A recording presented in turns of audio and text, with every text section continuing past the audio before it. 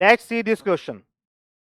For the reaction H2 gas plus Br2 gas give 2 HBr, the experiment data suggested that rate equal to K active mass of hydrogen, active mass of bromine, power half आपको दे रखे हैं ना, उनका order आपको दे रखा है, ठीक है। The molecularity and order of the reaction are respectively.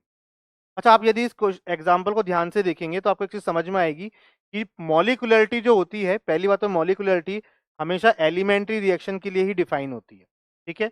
Molecularity जो होती है ये आपकी एलिमेंट्री रिएक्शन के लिए ही डिफाइन होती है। ये आपकी मॉलिकुलरिटी क्या होती है? नंबर ऑफ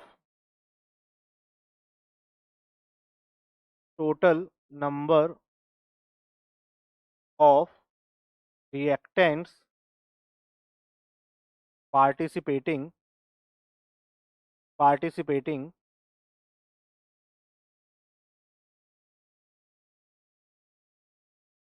in chemical, या मैं बोल सकता हूँ इन एलिमेंट्री रिएक्शन, क्योंकि एलिमेंट्री रिएक्शन के लिए ही ये डिफाइन होती है, कॉम्प्लेक्स रिएक्शन के लिए डिफाइन नहीं होती है। क्योंकि आप जानते हैं कि केमिकल रिएक्शन यदि कोई कॉम्प्लेक्स रिएक्शन है तो कॉम्प्लेक्स रिएक्शन में एक से ज्यादा स्टेप होंगे, ठीक है। तो उसके लिए बेसिकली मॉलिकुलरिटी डेफिनेशन नहीं होती। मॉलिकुलरिटी डिफाइन किसके लिए होती है?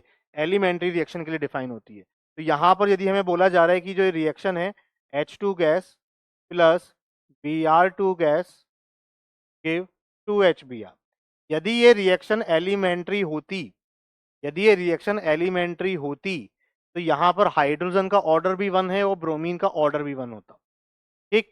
लेकिन हमें जो रेट दी गई है वो रेट दी गई है कि कंसंट्रेशन या active mass of hydrogen multiply active mass of bromine power half दे रखी है। इसका मतलब क्या है कि भाई हाइड्रोजन की तो 1 है लेकिन ब्रोमीन की कितना है? 1/2 है ऑर्डर, ठीक। अब एलिमेंट्री रिएक्शन यदि ये होती तो यहाँ ब्रोमीन का भी ऑर्डर कितना आता? 1 आता, ठीक है। तो इसका मतलब है कि ये रिएक्शन जो आपको दे रखी है, ये रिएक्शन आपकी, ये जो रिएक्शन है ये रिएक्शन आपकी एलिमेंट्री रिएक्शन नहीं है।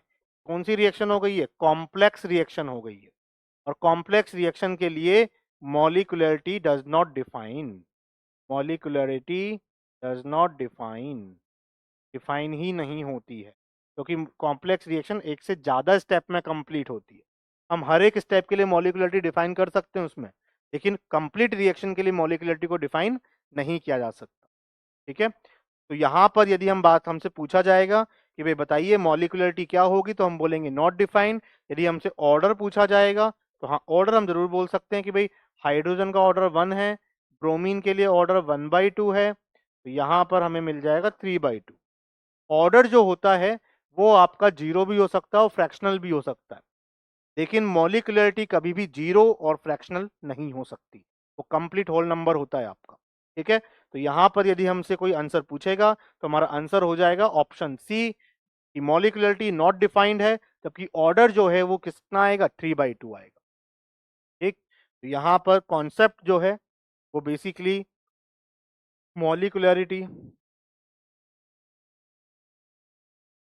And order of elementary and complex reaction, वहां से ये हमने कॉन्सेप्ट अपना लिया है, समझा है, और यहाँ पर हमने आंसर दिया है कि ऑप्शन क्या आएगा, मॉलिकुलरिटी कॉम्प्लेक्स रिएक्शन के लिए डिफाइन नहीं होती है, ठीक है। Thank you.